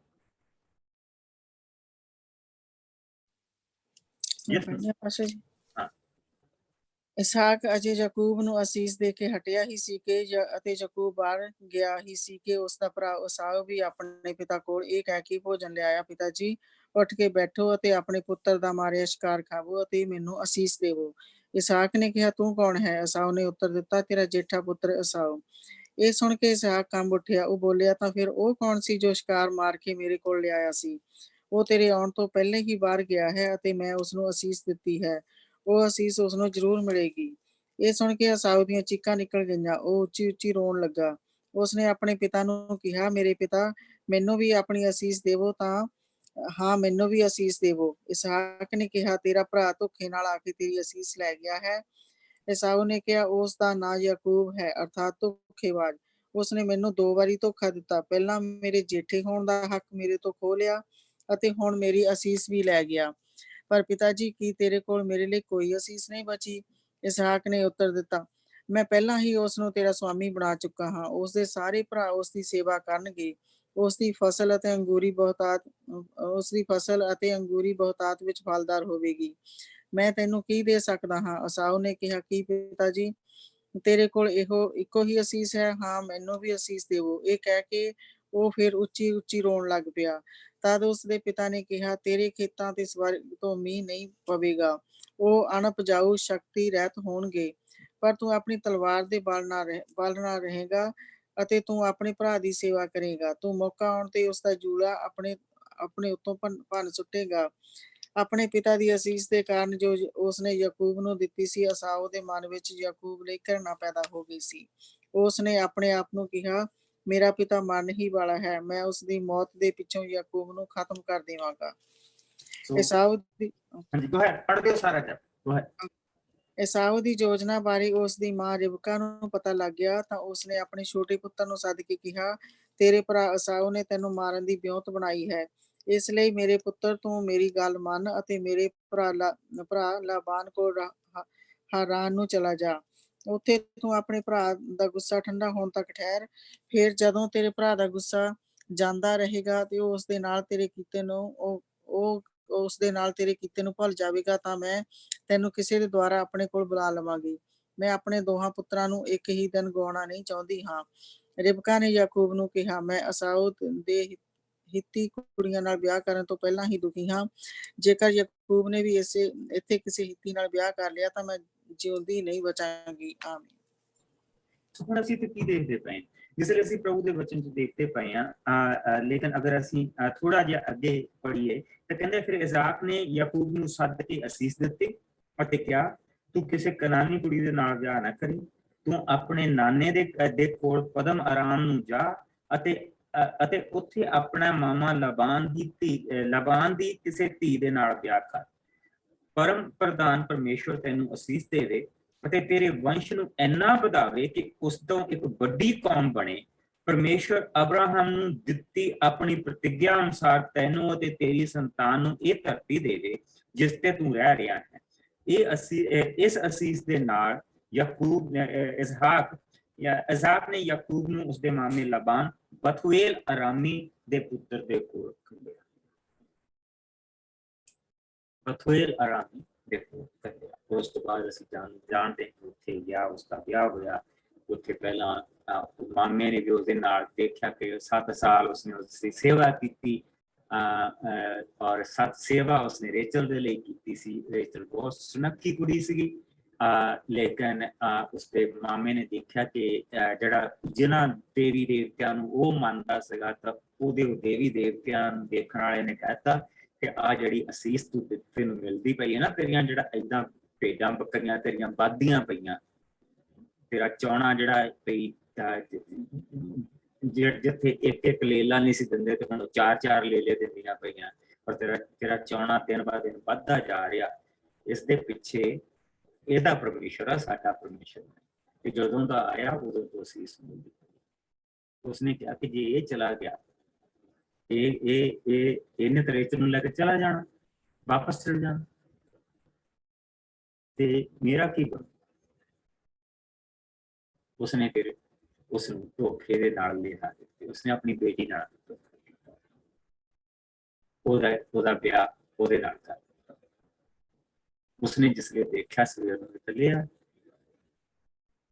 ਉਹ ਬੜੇ ਗੁੱਸੇ ਦੇ ਨਾਲ ਉਸਦੇ ਕੋਲ ਗਿਆ। ਉਸਨੇ ਕਿਹਾ, ਕੋਈ ਨਹੀਂ, ਮੈਂ ਤੇਰਾ ਰੇਚਲ ਨਾਲ ਵੀ ਵਿਆਹ ਅੱਜ ਹੀ ਕਰ ਦੂੰ, ਅੱਜ ਹੀ ਕਰ ਦੂੰ, ਤੂੰ 7 ਸਾਲ ਮੇਰੀ ਕੋਲ ਸੇਵਾ। ਫਿਰ ਉੱਥੇ ਉਸਦੇ ਬੱਚੇ ਪੈਦਾ ਹੋਏ ਔਰ ਉਸਦੇ ਉੱਥੇ 11 ਪੁੱਤਰ ਪੈਦਾ ਹੋਏ, ਪਰ ਇੱਕ ਬੇਟੀ ਪੈਦਾ। ਔਰ ਫਿਰ ਉਹ 7 ਸਾਲਾਂ ਬਾਅਦ ਉੱਥੋਂ ਚੱਲ ਗਿਆ। ਭਰਾ ਨੇ ਉਸਨੂੰ ਦਿਲ ਖੋਲ ਕੇ ਸਵੀਕਾਰ ਕੀਤਾ, ਕਿਉਂਕਿ ਭਰਾ ਦੇ ਕੋਲ ਜੋ ਕੁਛ ਅਬਰਾਹਮ ਦਾ ਸੀ ਔਰ ਜੋ ਕੁਛ ਇਸਹਾਕ ਨੇ ਗਾਂ ਬਣਾਇਆ ਸੀ, ਉਹ ਸਾਰੇ ਦਾ ਸਾਰਾ ਈਸੋ ਦੇ ਕੋਲ ਚਲਾ ਗਿਆ। ਈਸੋ ਨੂੰ ਮਨ ਦੇ ਵਿੱਚ ਕੁਛ ਨਹੀਂ ਸੀ। ਉਸਨੇ ਕਿਹਾ ਵੀ ਬਰਕਤ ਹੀ ਬਰਕਤ ਹੈ, ਜਿੱਧਰਲੇ ਪਾਸੇ ਦੇਖਦਾ ਪਿਆ ਰਹਿਮ ਹੀ ਰਹਿਮ। लेकिन जिसले उस तो बाद वो बदसीस शुरू हुई, औलादां दे उत्ते बदसीस शुरू हुई और घटने शुरू हो गए, तो फिर उन्होंने चेते आया कि साडे जिहड़ी बाप नूं जिहड़ी बदसीस मिली सी, बजुर्गे नूं बदसीस मिली सी, वो असीस जिहड़ी मिलनी सी वो धोखे दे नाल उसदा भरा याकूब लै गया सी। और हुण ओह मिस्र तो वापस आ रहे आ और इस कौम नूं अदोमी कौम कहा गया, इडोमाइट कहा गया। सो हुण जिसले असीं इत्थे पहुंचे आ कि उन्हां नूं अदोमिया दी धरती दे विचों दी निकल के जाना सी, क्योंकि असीं उत्थे देखदे पए आ जिसले असीं थोड़ा जिहा अगे जाने हैगे आ ते असीं देखदे कि अदोमी आके उस इलाके दे विच बस गए सी, कादेश दे इलाके दे विच आके बस गए सी। तो उन्होंने कहा कि असीं सानूं एक सीधा रस्ता दे दे, ਅਸੀਂ ਤੇਰਾ ਕੁਛ ਨਹੀਂ ਤੁਹਾਡਾ ਖਾਂਦੇ, ਕੁਛ ਨਹੀਂ ਤੁਹਾਡੇ ਕੋਲ ਲੈਂਦੇ, ਅਸੀਂ ਅਗਰ ਕੋਈ ਸਾਡੇ ਡੰਗਰ ਕੋਈ ਪਾਣੀ ਵੀ ਪੀ ਲੈਣਗੇ ਅਸੀਂ ਉਸ ਦਾ ਮੁੱਲ ਭਰਦੇ ਹਾਂ। ਪਰ ਉਹ ਜੋ ਉਸ ਬਦਸੀਸ ਦੇ ਵਿੱਚ ਜੋ ਵੈਰ ਤੇ ਤਲਵਾਰ ਦੇ ਨਾਲ ਕੀਤੀ, ਤਲਵਾਰ ਦੇ ਨਾਲ ਕੀਤੀ, ਕਿਉਂਕਿ ਅਸੀਂ ਸੀਸਾਂ ਤੇ ਬਦਸੀਸਾਂ ਵੀ ਦੇਖਦੇ ਪਏ ਹਾਂ। ਅਸੀਂ ਇਹਦੇ ਵਿੱਚ ਜੋ ਉਹਨਾਂ ਨੂੰ ਮਿਲਿਆ, ਅਸੀਂ ਨੇਮ ਵੀ ਦੇਖਦੇ ਪਏ ਹਾਂ ਕਿ ਜਿਹੜਾ ਨੇਮ ਪ੍ਰਭੂ ਨੇ ਬੰਨਿਆ ਉਹ ਵੀ ਪੂਰਾ ਹੋ ਰਿਹਾ, ਅਸੀਸਾਂ ਤੇ ਬਦਸੀਸਾਂ ਵੀ ਪੂਰੀਆਂ ਹੋ ਰਹੀਆਂ। ਸੋ ਹੁਣ ਇਸਹਾਕ ਨੇ ਜਿਹੜੇ ਆਪਣੇ ਪੁੱਤਰ ਨੂੰ ਅਸਾਉ ਨੂੰ ਅਸੀਸ ਤਾਂ ਦਿੱਤੀ, ਪਰ ਅਸੀਸ ਦੇ ਵਿੱਚ ਬਦਸੀਸ ਛੁਪੀ ਹੋਈ ਸੀ। ਉਸ ਬਦਸੀਸ ਦੇ ਕਾਰਨ ਜਿਹੜਾ ਉਸਨੇ ਕਿਹਾ ਸੀ ਕਿ ਤੂੰ ਤਲਵਾਰ ਦੇ ਨਾਲ ਹੁਣ ਜੀਏਗਾ। ਸੋ ਅਸੀਂ ਇੱਥੇ ਕੀ ਦੇਖਦੇ ਪਏ ਹਾਂ, ਜਿਸ ਲਈ ਅਸੀਂ 20ਵੀਂ ਆਇਤ ਦੇ ਵਿੱਚ ਪਹੁੰਚਦੇ ਹਾਂ। ਹੁਣ ਅਸੀਂ ਵਾਪਸ ਆਪਣੀ ਗਿਣਤੀ ਦੇ ਵਿੱਚ ਆ ਜਾਂਦੇ ਹਾਂ। ਗਿਣਤੀ ਦਾ 20ਵਾਂ ਭਾਗ ਜਿੱਥੇ ਅਸੀਂ ਸੀਗੇ, ਪੰਨਾ 212 ਪੁਰਾਣੇ ਨਿਯਮ ਦਾ, ਔਰ ਉੱਥੇ ਆ ਕੇ ਅਸੀਂ ਦੇਖਦੇ ਹਾਂ ਕਿ ਪਰ ਅਦੋਮੀ ਰਾਜਾ ਨੇ ਫਿਰ ਵੀ ਨਾ ਮੰਨਿਆ, ਉਸਨੇ ਉੱਤਰ ਦਿੱਤਾ ਨਹੀਂ। So did we are in the Numbers chapter 20 now, and now we are seeing the whatever the curse you see. So we are seeing that curse in action. पर अदोमी राजा फिर भी ना मनिया ਅਤੇ ਉਸਨੇ ਉੱਤਰ ਦਿੱਤਾ ਨਹੀਂ, ਤੁਸੀਂ ਸਾਡੀਆਂ ਹੱਦਾਂ ਦੇ ਵਿੱਚੋਂ ਦੀ ਨਹੀਂ ਜਾ ਸਕਦੇ। ਸੋ ਅਦੋਮ ਦੇ ਰਾਜਾ ਨੇ ਇਜ਼ਰਾਈਲੀਆਂ ਦਾ ਟਾਕਰਾ ਕਰਨ ਦੇ ਲਈ ਆਪਣੀ ਇੱਕ ਵੱਡੀ ਫੌਜ ਘੱਲੀ। ਇਸ ਤਰ੍ਹਾਂ ਅਦੋਮੀਆਂ ਨੇ ਇਜ਼ਰਾਈਲੀਆਂ ਨੂੰ ਆਪਣੇ ਇਲਾਕੇ ਦੇ ਵਿੱਚੋਂ ਦੀ ਨਾ ਲੰਘਣ ਦਿੱਤਾ, ਇਸ ਲਈ ਇਜ਼ਰਾਈਲੀ ਦੂਜੇ ਪਾਸਿਓਂ ਵੀ ਅੱਗੇ ਚਲੇ ਗਏ। ਸੋ ਜਿਸ ਕੱਲ ਨੂੰ ਅਸੀਂ ਨਕਸ਼ੇ ਦੇਖਾਂਗੇ, ਮੈਪ ਦੇਖਾਂਗੇ, ਉਹਨਾਂ ਮੈਪ ਦੇ ਵਿੱਚ ਆਪਾਂ ਦੇਖਾਂਗੇ ਕਿ ਕਿੱਧਰ ਦੀ ਉਹ ਜਾਣਾ ਮੰਗਦੇ ਸੀ ਤੇ ਉਹਨਾਂ ਨੂੰ ਕਿੱਧਰ ਦੀ ਗੁਜ਼ਰਨਾ ਪਿਆ। ਔਰ ਦੂਸਰੇ ਪਾਸੇ ਪ੍ਰਭੂ ਦੀ ਜਿਹੜੀ ਪ੍ਰਭੂ ਦੇ ਇਹਨਾਂ ਨੂੰ ਕਿਹਾ ਆ ਕਿ ਇਹ ਜਿਹੜਾ ਕੰਮ ਤੁਸੀਂ ਕੀਤਾ ਹੈਗਾ, ਇਹ ਜਿਹੜੀ ਤੁਸੀਂ ਬੜਬੜਾਹਟ ਲਾਈ ਹੋਆ, ਬਾਰ-ਬਾਰ ਲਾਈ ਹੋਆ, ਜਿਹੜੇ ਤੁਹਾਡੇ ਵਿੱਚੋਂ ਤੁਹਾਡੇ ਸਿਰਫ ਜਿਹੜੇ 20 ਸਾਲ ਤੋਂ ਜਿਹੜੇ ਛੋਟੇ ਆ ਇਸ ਵੇਲੇ, ਸਿਰਫ ਉਹ ਵਾਅਦੇ ਦੀ ਧਰਤੀ ਤੇ ਜਾਣਗੇ, ਪਲੱਸ ਕਾਲੇਬ ਪਲੱਸ ਯਾਸ਼ੂ 2000, ਜਿਨ੍ਹਾਂ ਦੀ ਉਮਰ ਇਸ ਵੇਲੇ 60 ਤੋਂ 80 ਸਾਲ ਦੇ ਵਿੱਚ ਜਿੱਥੇ ਅਸੀਂ ਔਰ ਉਹਨਾਂ ਨੂੰ ਪ੍ਰਭੂ ਨੇ ਵਾਅਦੇ ਦੀ ਧਰਤੀ ਤੇ ਜਾਣ ਦਿੱਤਾ ਸੀ। ਕਿਉਂ? ਕਿਉਂਕਿ ਉਹ ਹੀ ਇੱਕ ਚੰਗੀ ਖਬਰ ਜੇ ਲੈ ਕੇ ਆਏ ਸੀ ਤਾਂ ਉਹ ਲੈ ਕੇ ਆਏ ਸੀ। ਔਰ ਸਭ ਤੋਂ ਪਹਿਲਾਂ ਕਾਲੇਬ ਬੋਲਿਆ ਸੀ ਕਿ ਨਹੀਂ, ਅਸੀਂ ਉਸ ਪ੍ਰਭੂ ਪਰਮੇਸ਼ਰ ਸਾਨੂੰ ਜਿਹੜਾ ਪਿੱਛੋਂ ਕੱਢ ਕੇ ਇੰਨੇ ਚਿਰ ਤੱਕ ਲੈ ਕੇ ਆ ਰਿਹਾ, ਇੰਨਾ ਕੁਛ ਉਸਨੇ ਸਾਡੇ ਲਈ ਕੀਤਾ, ਜਿਹੜਾ ਅੱਜ ਤੱਕ ਸਾਡੇ ਨਾਲ ਵਫਾਦਾਰ ਉਹ ਕੱਲ ਨੂੰ ਨਹੀਂ ਹੋਏਗਾ। He is counting blessings. ਉਸਨੂੰ ਪਤਾ ਕਿ ਮੈਨੂੰ ਪ੍ਰਭੂ ਕਿੱਥੋਂ ਲੈ ਕੇ ਆਇਆ, ਮੇਰੀ ਪਿੱਠ ਤੇ ਇੱਟਾਂ ਦੇ ਗਧੇ ਵਾਂਗੂ ਮੈਂ ਇੱਟਾਂ ਢੋਂਦਾ ਹੁੰਦਾ ਸੀ, ਮੈਨੂੰ ਪ੍ਰਭੂ ਉੱਥੋਂ ਲੈ ਕੇ ਆਇਆ। ਬਜ਼ੁਰਗ ਤੇ ਬੱਚੇ ਇੱਟਾਂ ਬਣਾਉਂਦੇ ਹੁੰਦੇ ਸੀ ਔਰ ਜਿਹੜੇ ਜਵਾਨ ਹੁੰਦੇ ਸੀ ਉਹ ਇੱਟਾਂ ਢੋਂਦੇ ਹੁੰਦੇ ਸੀ। ਉਸਨੂੰ ਪਤਾ ਕਿ ਗਧੇ ਵਾਂਗੂ ਮੈਂ ਇੱਟਾਂ ਢੋਂਦਾ ਹੁੰਦਾ ਸੀ। ਮੈਨੂੰ ਪ੍ਰਭੂ ਉੱਥੋਂ ਕੱਢ, ਉੱਥੋਂ ਉਸਨੇ ਚੁੱਕਿਆ। ਅੱਜ ਮੈਂ ਜਿਹੜੇ ਕੱਪੜੇ ਪਾਏ ਉਹ ਇਜਿਪਸ਼ੀਅਨਾਂ ਦੇ ਆ। ਅੱਜ ਜਿਹੜੀ ਆ ਊਂਠ ਸਾਡੇ ਕੋਲ ਆ ਬੈਲ ਗੱਡੀਆਂ ਦੇ ਉੱਤੇ ਜਿਹੜਾ ਅਸੀਂ ਬੈਠ ਕੇ ਤੁਰੇ ਹਾਂ। ਇਹ ਤਾਂ ਮੂਵੀਆਂ ਦੇ ਵਿੱਚ ਦਿਖਾ ਦਿੰਦੇ ਆ ਜੀ ਕਿ ਵਿਚਾਰੇ ਬੜੇ ਮੁਸ਼ਕਲ ਦੇ ਨਾਲ ਤੁਰਿਓ ਆ। ਨਹੀਂ, ਉੱਥੋਂ ਬੈਲ ਗੱਡੀਆਂ ਲੈ ਕੇ ਆਏ ਆ, ਉੱਥੋਂ ਸਾਰਾ ਕੁਝ ਲੈ ਕੇ ਆਏ ਆ, ਉੱਥੋਂ ਗਧੇ ਲੈ ਕੇ ਆਏ ਆ, ਊਂਠ ਲੈ ਕੇ ਆਏ ਆ, ਸਭ ਕੁਝ ਲੈ ਕੇ ਆਏ। ਉਹਨਾਂ ਦੇ ਕੱਪੜੇ ਏਦਾਂ ਦੇ ਫਟਿਓ ਕੱਪੜੇ ਨਹੀਂ ਗਏ। ਉੱਥੋਂ ਮਿਸਰੀਆਂ ਦੇ ਕੱਪੜੇ ਲੈ ਕੇ ਆਏ ਨਾਲ ਆਪਣੇ, ਔਰ ਉਹ ਪਾ ਕੇ ਤੁਰਿਆ। ਔਰ ਉਸਨੂੰ ਪਤਾ ਪ੍ਰਭੂ ਵੀ ਮੈਨੂੰ ਕੀ ਕੀ ਦਿੱਤਾ। ਅੱਜ ਆ ਜਿਹੜੇ ਜਿਸ ਊਂਠ ਤੇ ਮੈਂ ਬੈਠਾ ਆ, ਕਿਉਂਕਿ ਜਿਹੜੇ ਰਾਖੀ ਕਰਦੇ ਹੁੰਦੇ ਸੀਗੇ ਉਹ ਆਲੇ ਦੁਆਲੇ ਊਂਠਾਂ ਤੇ ਹੁੰਦੇ ਸੀ, ਜਾਂ ਉਹ ਆਲੇ ਦੁਆਲੇ ਉਹ ਤੁਰਦੇ ਸੀ। ਦੋ ਚੀਜ਼ਾਂ ਹੁੰਦੇ ਸੀ, ਜਾਂ ਤੁਰਦੇ ਸੀ ਜਾਂ ਊਂਠਾਂ ਤੇ ਹੁੰਦੇ ਸੀ, ਤਾਂ ਕਿ ਦੂਰ ਤੱਕ ਦੇਖ ਸਕਣ। ਜਿਹੜੇ ਲੀਡਰ ਹੁੰਦੇ ਸੀ ਊਂਠਾਂ ਤੇ ਹੁੰਦੇ ਸੀ। ਆ ਜਿਹੜੇ ਊਂਠ ਤੇ ਮੈਂ ਬੈਠਾ ਆ, ਮੇਰਾ ਥੋੜਾ, ਇਹ ਤਾਂ ਇਜਿਪਸ਼ੀਅਨਾਂ ਦਾ ਹੈ, ਮਿਸਰੀਆਂ ਦਾ ਹੈ। ਉਸਨੇ ਕਿਹਾ ਕਿ ਨਹੀਂ, ਉਹ ਧਰਤੀ ਸਾਨੂੰ ਮਿਲ ਸਕਦੀ। ਸਾਡੇ ਪ੍ਰਭੂ ਨੇ ਸਾਡੇ ਨਾਲ ਜਾਣਾ, ਉਹ ਸਾਡੀ ਹੈ। ਉਹ ਲੋਕ ਆਲਰੇਡੀ ਮਰੇ ਹੋ, ਡੈਡ। ਉਹ ਪੱਕੀਆਂ ਕੰਧਾਂ ਸਾਡੀਆਂ ਆ, ਉਹ ਧਰਤੀ ਸਾਡੀ ਆ, ਉਹ ਅੰਗੂਰਾਂ ਦੇ ਬਾਗ ਸਾਡੇ ਆ, ਉਹ ਅੰਜੀਰਾਂ ਦੇ ਬਾਗ ਸਾਡੇ ਆ। ਲੇਕਿਨ ਬਾਕੀਆਂ ਨੇ ਲੋਕਾਂ ਦੇ ਵਿੱਚ ਇੰਨਾ ਡਰ ਪਾਤਾ ਕਿ ਨਹੀਂ ਤਾਂ ਨਹੀਂ। ਉਹ ਤਾਂ ਨੈਕੀ ਲੋਕ ਜਿਹੜੇ ਉਹ ਦੈਂਤਾਂ ਵਰਗੇ, ਉਹਨਾਂ ਨੇ ਤਾਂ ਸਾਨੂੰ ਕੱਚੇ ਖਾ ਜਾਣਾ।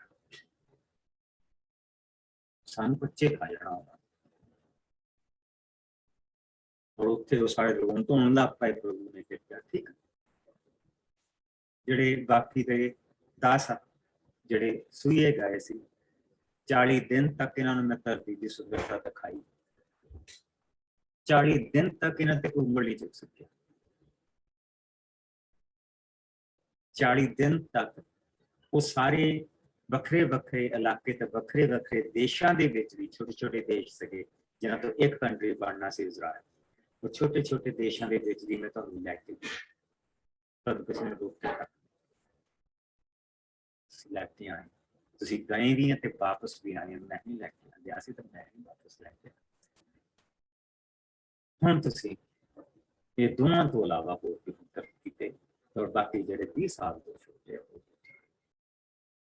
ਸੋ ਇੱਥੇ ਅਸੀਂ ਇਹ ਦੇਖਦੇ ਪਏ ਹਾਂ ਕਿ ਹੁਣ ਉਹਨਾਂ ਚੋਂ ਥੋੜੇ ਬਹੁਤੇ ਰਹਿ ਗਏ ਜਿਹੜੇ ਹਾਲੇ ਮਰੇ, ਜਿਹੜੇ ਉਸ ਵੇਲੇ 20 ਸਾਲ ਤੋਂ ਉੱਤੇ ਦੀ ਉਮਰ ਦੇ ਸੀ। ਲੇਕਿਨ ਉਹਨਾਂ ਨੇ ਆਪਣਾ ਕੰਮ ਛੱਡਿਆ ਨਹੀਂ।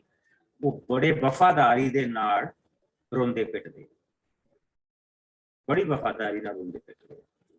ਉਹਨਾਂ ਨੇ ਆਪਣੇ ਕੰਮ ਛੱਡੇ। ਸੋ ਅਸੀਂ ਹੁਣ ਅੱਗੇ ਦੇਖਣਾ ਕਿ ਹੁਣ ਹਾਰੂਨ ਦੀ ਮੌਤ। ਇੱਥੇ ਆਓ, ਇੱਥੇ ਲਿਖ ਲਓ ਤੁਸੀਂ, ਇਹ 3 ਮਹੀਨਿਆਂ ਦੇ ਫਰਕ ਦੇ ਵਿੱਚ ਦੋ ਭੈਣ ਵੀ ਮਰ ਗਈ ਸੀ ਔਰ ਭਰਾ ਵੀ ਮਰ ਗਏ। ਹਾਰੂਨ ਦੀ ਜਿਹੜੀ ਉਮਰ 123 ਸਾਲ, ਔਰ ਇਹ ਅਗਸਤ ਦਾ ਮਹੀਨਾ ਆ, 1423 ਸਾਲ ਮਸੀਹ ਦੇ ਆਉਣ ਤੋਂ।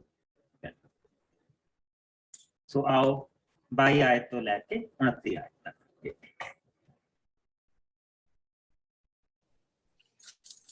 मैं पढ़ती पास्टर जी। तद इस्राएली का देश ਦੇ ਇਲਾਕੇ ਤੋਂ ਚੱਲ ਕੇ ਹੋਰ ਨਾਂ ਦੇ ਪਹਾੜ ਤੇ ਪਹੁੰਚ ਗਏ। ਪ੍ਰਭੂ ਨੇ ਹੋਰ ਦੇ ਪਹਾੜ ਜੋ ਅਦੋਮ ਦੇਸ਼ ਦੇ ਲਾਗੇ ਹੈ ਉੱਤੇ ਮੂਸਾ ਅਤੇ ਹਾਰੂਨ ਨੂੰ ਕਿਹਾ, ਮੇਰੇ ਕਹੇ ਅਨੁਸਾਰ ਹਾਰੂਨ ਉਸ ਧਰਤੀ ਤੇ ਨਹੀਂ ਜਾਵੇਗਾ ਜੋ ਮੈਂ ਇਸਰਾਏਲੀ ਲੋਕਾਂ ਨੂੰ ਦੇਵਾਂਗਾ, ਕਿਉਂਕਿ ਤੁਸੀਂ ਦੋਹਾਂ ਨੇ ਮਰੀਵਾ ਦੀ ਥਾਂ ਤੇ ਮੇਰੇ ਉੱਤੇ ਵਿਸ਼ਵਾਸ ਨਹੀਂ ਕੀਤਾ ਸੀ। ਇਸ ਲਈ ਹਾਰੂਨ ਹੁਣ ਆਪਣੇ ਪੁਰਖਿਆਂ ਕੋਲ ਚਲਾ ਜਾਵੇਗਾ। ਤੂੰ ਹਾਰੂਨ ਅਤੇ ਉਸਦੇ ਪੁੱਤਰ ਅਲਆਜ਼ਾਰ ਨੂੰ ਲੈ ਕੇ ਮੇਰੇ ਕੋਲ ਹੋਰ ਪਹਾੜ ਤੇ ਆ। ਉੱਥੇ ਤੂੰ ਹਾਰੂਨ ਦੇ ਪ੍ਰੋਹਤਾਈ ਸੇਵਾ ਵਾਲੇ ਕੱਪੜੇ ਉਤਾਰ ਕੇ ਉਸਦੇ ਪੁੱਤਰ ਅਲਆਜ਼ਾਰ ਨੂੰ ਪਵਾ ਦੇ। ਹਾਰੂਨ ਉੱਥੇ ਹੀ ਮਰ ਜਾਵੇਗਾ ਤੇ ਆਪਣੇ ਪੁਰਖਿਆਂ ਕੋਲ ਚਲਾ ਜਾਵੇਗਾ। ਮੂਸਾ ਨੇ ਪ੍ਰਭੂ ਦੇ ਕਹੇ ਅਨੁਸਾਰ ਕੀਤਾ ਅਤੇ ਉਹ ਸੰਗਤ ਦੇ ਸਾਹਮਣੇ ਹੀ ਹੋਰ ਪਹਾੜ ਦੇ ਉੱਤੇ ਚੜ ਗਏ। ਉੱਥੇ ਮੂਸਾ ਨੇ ਹਾਰੂਨ ਦੇ ਕੱਪੜੇ ਉਤਾਰ ਕੇ ਉਸਦੇ ਪੁੱਤਰ ਅਲਆਜ਼ਾਰ ਨੂੰ ਪਵਾ ਦਿੱਤੇ। ਤਦ ਹਾਰੂਨ ਉੱਥੇ ਪਹਾੜ ਦੀ ਚੋਟੀ ਤੇ ਹੀ ਮਰ ਗਿਆ ਅਤੇ ਮੂਸਾ ਅਤੇ ਅਲਆਜ਼ਾਰ ਉੱਥੋਂ ਵਾਪਸ ਹੇਠਾਂ ਆ ਗਏ। ਫਿਰ ਸਾਰੀ ਇਸਰਾਏਲੀ ਸੰਗਤ ਨੂੰ ਵੀ ਪਤਾ ਲੱਗ ਗਿਆ ਕਿ ਹਾਰੂਨ ਮਰ ਗਿਆ ਹੈ, ਤਾਂ ਉਹਨਾਂ ਨੇ ਉੱਥੇ ਹੀ ਹਾਰੂਨ ਲਈ 30 ਦਿਨਾਂ ਤੱਕ ਸੋਗ ਕੀਤਾ। ਸੋਗ ਕੀਤਾ। ਸੋ ਉਹਨਾਂ ਨੇ 1 ਮਹੀਨਾ ਪੂਰਾ ਕਿਉਂਕਿ ਪ੍ਰਭੂ ਸੀਗਾ, ਮਹਾਂਪ੍ਰਭੂ ਸੀਗਾ, ਉਸਦੇ ਲਈ ਸੋਗ ਕੀਤਾ। ਸੋ ਪ੍ਰਭੂ ਨੇ ਕੀ ਕੀਤਾ? ਪ੍ਰਭੂ ਨੇ ਇਸੇ ਕਰਕੇ ਮਹਾਂਪੁਰੋਹਿਤ ਦੇ ਮਰਨ ਤੋਂ ਪਹਿਲਾਂ ਹੀ ਅਗਲਾ ਪੁਰੋਹਿਤ ਚੁਣ ਲਿਆ ਜਾਂਦਾ ਸੀ, ਸੇਵਾ ਦਾ ਕੰਮ ਦੇ ਦਿੱਤਾ ਜਾਂਦਾ ਸੀ। ਰੀਤ ਇਹ ਸੀ। ਇਹ ਅਸੀਂ ਜਿਸ ਵੇਲੇ ਆਪਾਂ ਪੜ੍ਹਦੇ ਹਾਂ ਪ੍ਰਭੂ ਯਿਸੂ ਮਸੀਹ ਦੇ ਨੂੰ ਜਿਸ ਵੇਲੇ ਫੜਿਆ ਗਿਆ ਤੇ ਉਹਨਾਂ ਦੀ ਪੇਸ਼ੀ ਕੀਤੀ ਗਈ, ਤਾਂ ਉੱਥੇ ਵੀ ਅਸੀਂ ਦੇਖਦੇ ਹਾਂ ਕਿ ਉੱਥੇ ਵੀ ਜਿਹੜੇ ਮਹਾਂਪੁਰੋਹਿਤ ਆ, ਉਹ ਪਹਿਲਾਂ ਜਿਹੜਾ ਮਹਾਂਪੁਰੋਹਿਤ ਸੀਗਾ ਉਹ ਸਹੁਰਾ ਸੀਗਾ। ਉਸ ਤੋਂ ਬਾਅਦ ਉਸਦਾ ਜਵਾਈ ਜਿਹੜਾ ਸੀਗਾ ਉਹ ਮਹਾਂਪੁਰੋਹਿਤ ਬਣਿਆ। ਮੈਂ ਕੱਲ ਨੂੰ ਤੁਹਾਨੂੰ ਉਹ ਚੀਜ਼ਾਂ ਦਿਖਾਊਂਗਾ ਕਿ ਜਿਉਂਦੇ ਜੀ ਉਸਨੇ ਆਪਣੇ ਜਿਉਂਦੇ ਜੀ ਆਪਣੀ ਮਹਾਂਪੁਰੋਹਿਤਾਈ ਇੱਕ ਯੰਗ ਨੂੰ ਸੌਂਪ ਦਿੱਤੀ, ਜਵਾਨ ਨੂੰ ਸੌਂਪ ਦਿੱਤੀ, ਤਾਂ ਕਿ ਉਹ ਉਸ ਕੰਮ ਨੂੰ ਲੈ ਕੇ ਅੱਗੇ ਵਧੇ। ਕੋਸ਼ਿਸ਼ ਹੁੰਦੀ ਸੀ ਕਿ ਮਹਾਂਪੁਰੋਹਿਤ ਦੇ ਜਿਹੜੇ ਕੱਪੜੇ ਆ ਉਹਦੇ ਜਿਉਂਦੇ ਜੀ ਅਗਲੇ ਮਹਾਂਪੁਰੋਹਿਤ ਨੂੰ ਪਵਾ ਦਿੱਤੇ ਜਾਣ, ਤੇ ਉਹ ਮਹਾਂਪੁਰੋਹਿਤ ਜਿਹੜਾ ਹੁੰਦਾ ਸੀ ਉਹ ਉਸ ਜੌਬ ਤੋਂ ਆਪਣੀ ਛੁੱਟੀ ਲੈ ਲੈਂਦਾ ਸੀ। ਸੋ ਅਸੀਂ ਇੱਥੇ ਕੀ ਦੇਖਦੇ ਪਏ? ਉਸਨੇ ਇਹ ਕਿਹਾ ਕਿ ਤੂੰ ਹੁਣ, ਕਿਉਂਕਿ ਤੁਸੀਂ ਮਰੀਬਾ ਦੇ ਨਾਂ ਤੇ ਜੋ ਹੋਇਆ ਸੀ, ਹੁਣ ਤੁਹਾਡੇ ਦੋਨਾਂ ਦੇ ਵਿੱਚੋਂ ਕੋਈ ਵੀ ਅੱਗੇ ਨਹੀਂ ਜਾ ਸਕਦਾ। ਔਰ ਇਹ ਸਮਾਂ ਆ ਗਿਆ ਕਿਉਂਕਿ ਹੁਣ ਬਿਲਕੁਲ ਲੱਗ ਗਿਆ ਕੋਈ ਅਬਾਊਟ 2 ਸਾਲ ਦਾ ਸਮਾਂ ਹੁਣ ਰਹਿ ਗਿਆ। 1421 ਦੇ ਵਿੱਚ ਉਹਨਾਂ ਨੇ ਪ੍ਰਵੇਸ਼ ਕਰਨਾ ਵਾਅਦੇ ਦੀ ਧਰਤੀ। ਉਹ ਸਮਾਂ ਬਹੁਤ ਨੇੜੇ ਆ ਗਿਆ ਜਦੋਂ ਉਹਨਾਂ ਨੇ ਪ੍ਰਵੇਸ਼ ਕਰਨਾ। ਸੋ ਉਸਨੇ ਕਿਹਾ ਕਿ ਤੂੰ ਆਪਣੇ ਉਸਦਾ ਪੁੱਤਰ ਜੋ ਅਲਆਜ਼ਾਰ, ਜਿਹਨੇ ਉਸ ਧਰਤੀ ਤੇ ਜਾਣਾ ਹੈ, ਅਲਆਜ਼ਾਰ ਨੂੰ ਲੈ ਕੇ ਆ, ਔਰ ਮੈਂ ਉਸਨੂੰ ਇਹ ਕੱਪੜੇ, ਮਹਾਂਪੁਰੋਹਿਤ ਦੇ ਕੱਪੜੇ ਤੂੰ ਉਸਨੂੰ ਪਹਿਨਾ। ਔਰ ਮਹਾਂਪੁਰੋਹਿਤ ਦੇ ਕੱਪੜੇ ਜਿਸਲੇ ਤੂੰ ਉਸਨੂੰ ਪਹਿਨਾ ਦੇਂਗਾ, ਜਿਸਲੇ ਉਹ ਉਤਾਰ ਦੇਗਾ। ਸੋ ਲੋਕਾਂ ਨੇ ਕੀ ਦੇਖਿਆ? ਮਹਾਂਪੁਰੋਹਿਤ ਦੇ ਕੱਪੜੇ ਹਰੇਕ ਵੇਲੇ ਨਹੀਂ ਸੀ ਪਾ ਕੇ ਰੱਖਦਾ। ਆਮ ਤੌਰ ਤੇ ਸਿਰਫ ਪ੍ਰੋਤਾਈ ਦੀ ਜਿਹੜੀ ਸੇਵਾ ਦੇ ਕੱਪੜੇ ਹੁੰਦੇ ਸੀ। ਮਹਾਂਪੁਰੋਹਿਤ ਦੇ ਕੱਪੜੇ ਉਸ ਵੇਲੇ ਪਾਉਂਦਾ ਸੀ ਜਿਸ ਵੇਲੇ ਉਸਨੇ ਬਲੀਆਂ ਦੇਣੀਆਂ ਹੁੰਦੀਆਂ ਸੀ, ਜਿਸ ਵੇਲੇ ਲੋਕਾਂ ਦੇ ਖਾਸ ਦਿਨ ਹੁੰਦੇ ਸੀ, ਉਸ ਦਿਨ ਉਹ ਪਾਏ ਜਾਂਦੇ ਸੀ। ਔਰ ਖਾਸ ਕਰਕੇ ਪ੍ਰਸਾਦ ਦੇ ਤਿਉਹਾਰ ਤੇ ਜਿਸ ਲਈ ਬਲੀ ਦਿੱਤੀ ਜਾਂਦੀ ਸੀ। ਫਿਰ ਉਸ ਤੋਂ ਬਾਅਦ ਜਿਸ ਵੇਲੇ ਨਵੀਂ ਫਸਲ ਦਾ ਜਿਹੜਾ ਤਿਉਹਾਰ ਹੁੰਦਾ ਸੀਗਾ, ਪੈਂਤੇਕੋਸਤ ਦਾ ਤਿਉਹਾਰ ਹੁੰਦਾ ਸੀ, ਉਦੋਂ ਬਲੀਆਂ ਦਿੱਤੀਆਂ ਜਾਂਦੀਆਂ ਸੀ। ਨਵੇਂ ਸਾਲ ਜਦੋਂ ਨਵਾਂ ਸਾਲ ਚੜ੍ਹਦਾ ਸੀਗਾ, ਉਸ ਨੂੰ ਵੀ ਤਿਉਹਾਰ ਵਾਂਗੂ ਮਨਾਇਆ ਜਾਂਦਾ ਸੀ। ਉਸ ਵੇਲੇ ਉਹ ਪਾਉਂਦਾ ਸੀ। ਲੇਕਿਨ ਹਰੇਕ ਤੁਸੀਂ ਜਿੱਦਾਂ ਕਹਿ ਲਓ ਕਿ ਹਰੇਕ ਸੈਬਤ ਨੂੰ, ਜਿਹੜਾ ਸੈਬਤ ਜਿਸ ਤਰ੍ਹਾਂ ਉਹਨਾਂ ਦਾ ਜਿਹੜਾ ਸੈਬਤ ਉਹ ਸੈਚਰਡੇ ਨੂੰ ਪੈਂਦਾ ਹੈ, ਹਰੇਕ ਸੈਚਰਡੇ ਨੂੰ ਮਹਾਂਪੁਰੋਹਿਤ ਦੇ ਕੱਪੜੇ ਨਹੀਂ ਸੀ ਪਾਉਂਦੇ। ਉਹ ਸਿਰਫ ਖਾਸ ਦਿਨਾਂ ਤੇ ਹੁੰਦੇ ਸੀ। ਸੋ ਲੋਕਾਂ ਨੇ ਕੀ ਦੇਖਿਆ ਕਿ ਮਹਾਂਪੁਰੋਹਿਤ ਹਾਰੂਨ, ਉਸਨੇ ਆਪਣੇ ਕੱਪੜੇ ਪਾ ਕੇ ਹੋਰ ਪਹਾੜ ਦੇ ਵੱਲ ਨੂੰ ਜਾ ਰਿਹਾ, ਉਸਦਾ ਪੁੱਤਰ ਉਸਦੇ ਨਾਲ ਜਾ ਰਿਹਾ, ਮੂਸਾ ਉਹਨਾਂ ਦੇ ਨਾਲ ਜਾ ਰਿਹਾ। ਔਰ ਤੁਸੀਂ ਇੱਥੇ ਇੱਕ ਚੀਜ਼ ਦੇਖੋ ਕਿ ਮੂਸਾ ਨੇ ਕਿਸ ਤਰ੍ਹਾਂ ਪ੍ਰਭੂ ਦੀ ਜਿਹੜੀ ਆਗਿਆ ਉਸਨੂੰ ਸੰਪੂਰਨ ਕੀਤਾ। ਉਸਨੇ ਉਸਦੀ ਉਹ ਜਿਹੜਾ ਜੋ ਉਸਨੇ ਕੀਤਾ ਸੀ, ਜੋ ਸਜ਼ਾ ਉਸਨੂੰ ਮਿਲਣੀ ਸੀ, ਉਸਨੇ ਸਵੀਕਾਰ ਕਰ ਲਈ। ਔਰ ਆਪਣੇ ਭਰਾ ਦੇ ਨਾਲ, ਬਜ਼ੁਰਗ ਆਉਗੀ ਇਸ ਵੇਲੇ, ਉਸਦੀ ਉਮਰ 123 ਸਾਲ ਦੀ ਹੈ, ਔਰ ਉਸਦਾ ਪੁੱਤਰ ਉਸਦੇ ਨਾਲ ਅਲਆਜ਼ਾਰ। ਵੱਡੇ 2 ਭਰਾ ਜਿਹੜੇ ਸੀਗੇ ਉਹ ਉੱਥੇ ਮਰ ਗਏ ਸੀ। ਅਲਆਜ਼ਾਰ ਦੀ ਜਿਹੜੀ ਉਮਰ ਸੀ ਥੋੜੀ ਸੀ ਹਾਲੇ, ਇਹ ਜਿਹੜੇ ਛੋਟੇ ਸੀ ਉਹ ਕਾਫੀ ਛੋਟੇ ਸੀ। ਇਹ ਉਸ ਵੇਲੇ 20 ਸਾਲ ਦੀ ਉਮਰ ਤੋਂ ਘੱਟ ਹੀ ਸੀਗੇ। ਲੇਕਿਨ ਹੁਣ ਇਹਨਾਂ ਦੀ ਉਮਰ ਵੀ, ਅਲਆਜ਼ਾਰ ਦੀ ਉਮਰ ਵੀ ਇਸ ਵੇਲੇ 60 ਸਾਲ ਦੇ ਲਾਗੇ ਚੱਲ ਗਿਆ। 55 ਤੋਂ 58 ਸਾਲ ਦੇ ਲਾਗੇ ਚੱਲ ਗਿਆ। ਸੋ ਉਹ ਅਲਆਜ਼ਾਰ ਨੂੰ ਨਾਲ ਲੈ ਕੇ ਗਿਆ, ਔਰ ਅਲਆਜ਼ਾਰ ਜਾ ਰਿਹਾ, ਔਰ ਜਿਸਲੇ ਵਾਪਸ ਆ ਰਹੇ ਉਸਲੇ ਹਾਰੂਨ ਉਹਨਾਂ ਦੇ ਨਾਲ उस वेले सिर्फ ते सिर्फ 2 जाने बाहर और लोगों को पता लग गया प्रभु की हजूरी हारून की मौत हो गई। और फिर उससे जगह पे हो गए और उससे जगह पे उन्होंने हारून के लिए अब जिस तरह के 30 साल 33 दिनों का सोग किया और फिर असीं उन्होंने देखना कि हुण वो अगे बढ़ना शुरू उन्होंने करना। ਅਸੀਂ ਹੁਣ ਉਹਨਾਂ ਦੀਆਂ ਜਿਹੜੇ ਕਨਾਨੀ ਲੋਕ ਜਿਹੜੇ ਜਰਦਨ ਦਰਿਆ ਦੇ ਇਧਰਲੇ ਪਾਸੇ ਬਸੇ ਹੋ ਔਰ ਜਿਹੜੇ ਕਨਾਨੀ ਲੋਕ ਜਿਹੜੀ ਬਾਕੀ ਦੀ ਕਨਾਨ ਜਿਹੜੀ ਧਰਤੀ ਹੈ ਕੈਨਾਨਾਈਟਾਂ ਦੀ ਜਿਹੜੀ ਧਰਤੀ ਆ ਉਹ ਅੰਦਰ ਤੱਕ ਸੋ ਕੈਨਾਨਾਈਟਸ ਨੇ ਜਰਦਨ ਦਰਿਆ ਦੇ ਦੂਜੇ ਪਾਸੇ ਜਾ ਕੇ ਵੀ ਜਿੱਤਾਂ ਪ੍ਰਾਪਤ ਕਰਕੇ ਉੱਥੇ ਵੀ ਆਪਣੀਆਂ ਉੱਥੇ ਵੀ ਉਹਨਾਂ ਨੇ ਆਪਣੇ ਆਪਣੇ ਹੱਦਾਂ ਕਾਇਮ ਕੀਤੀਆਂ ਸੀਗੀਆਂ ਲੇਕਿਨ ਉਹ ਵਾਅਦੇ ਦੀ ਧਰਤੀ ਨਹੀਂ ਸੀ ਗਿਣੀ ਜਾਂਦੀ। वो वादे की धरती नहीं सी गिनी जाती वादे की धरती जरदन दरिया के दूजे पासे सो कोशक जितना उन्होंने वादे की धरती ते जान तो पहला ही प्राप्त कर लिया वो जरदन दरिया के दूसरे पासे सी। सो असीं कल नूं ओह जितना देखांगे कल नूं असीं मैप देखांगे और कल नूं असीं देखांगे कि जिस वेले टूरिस्ट जांदे आ ਤੇ ਇਹ ਜਿਹੜੀਆਂ ਜਗ੍ਹਾਵਾਂ ਦਿਖਾਈਆਂ ਜਾਂਦੀਆਂ ਉਹ ਕਿਹੜੀਆਂ ਜਗ੍ਹਾਵਾਂ ਦਿਖਾਈਆਂ ਜਾਂਦੀਆਂ ਔਰ ਸਾਰੀਆਂ ਗਲਤ ਔਰ ਜਿਹੜੀਆਂ ਅਸਲੀ ਜਗ੍ਹਾਵਾਂ ਆ ਉਹ ਕਿੱਥੇ ਆ ਔਰ ਉਹ ਅਸਲੀ ਜਗ੍ਹਾਵਾਂ ਜਿਹੜੀਆਂ ਸਾਊਦੀ ਅਰਬ ਦੇ ਵਿੱਚ ਆ ਉਹ ਬਿਲਕੁਲ ਇਸੇ ਹੀ ਤਰ੍ਹਾਂ ਆ ਜਿਸ ਤਰ੍ਹਾਂ ਦੱਸਿਆ ਗਿਆ ਬਿਲਕੁਲ ਇਸੇ ਤਰ੍ਹਾਂ ਜਿਸ ਤਰ੍ਹਾਂ ਦੱਸਿਆ ਗਿਆ। ਸੋ ਕੱਲ ਨੂੰ ਆਪਾਂ ਉਹ ਸਾਰੀ ਚੀਜ਼ਾਂ ਦੇਖਾਂਗੇ। ਪ੍ਰਭੂ ਤੁਹਾਨੂੰ ਸਭ ਨੂੰ ਬਰਕਤ सारे प्यारे प्रभु तेरा बहुत शुक्र करते हैं तेरी दया तेरे रहम तेरे प्यार तेरे खुदावंत असी तेरा शुक्र करते हैं कि तेरा वचन सच्चा है। असी इन्हां ये जगहां बेशक इस वेले साडे लई तू रोक लाई और आने वाले दिनों के विच खुदावंत खुलण जा रही है कि असी जाके देख सकते हैं असी जाके उन्हां दरख्तां नूं देख सकते हैं ਅਸੀਂ ਜਾ ਕੇ ਉਹਨਾਂ ਖੂਹਾਂ ਨੂੰ ਦੇਖ ਸਕਦੇ ਹਾਂ। ਇਸ ਦੇ ਲਈ ਅਸੀਂ ਤੇਰਾ ਸ਼ੁਕਰ ਕਰਦੇ ਹਾਂ। ਹੋਰ ਪਹਾੜ ਜਿਸ ਦੇ ਉੱਤੇ ਪ੍ਰਭੂ ਜੀ ਹਾरून ਵੀ ਕਿਸੇ ਜਗ੍ਹਾ ਦੇ ਉੱਤੇ ਦਫਨਾਇਆ ਗਿਆ ਉਸ ਪਹਾੜ ਤੇ ਜਾ ਕੇ ਅਸੀਂ ਦੇਖ ਸਕਦੇ बच्चे की पूजा जिथे की जाए उस जगह ਨੂੰ देख सकते। प्यारे प्रभु ਅਸੀਂ तेरा बहुत शुक्र करते क्योंकि ये सच्चाइयां है दंद कथावां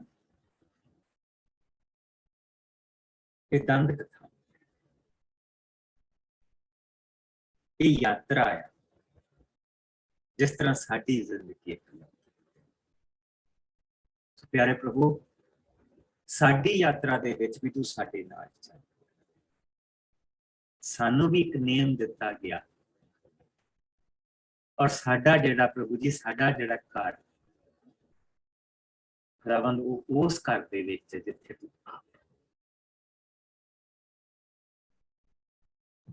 जिथे कोई पड़दा नहीं जिथे तेरा चेहरा देख तेरे लोग तेरा चेहरा देख जिथे तू साडी रोशनी बनेगा साडी प्यास तेरे तो बुझेगी साडी भुख तेरे तो बुझेगी जिथे कोई सवाल नहीं होगा सब सवालों के जवाब तेरा चेहरा देखने तो बाद खत्म तेरा शुक्र कर। प्यारे प्रभु तू साडे सब दे नाल बनिया रह बुरे और बुराई दे तो बचा के रखी अपनी नजदीकी दे विच बना के रखी ये सब कुछ असीं अपने प्यारे प्रभु यीशु मसीह दे मीठे और प्यारे नाम दे विच और सारे ब्लेस यू। कल नूं सेम टाइम मिलांगे और कल नूं असीं 21वां चैप्टर 21 ਨੰਬਰਸ ਦਾ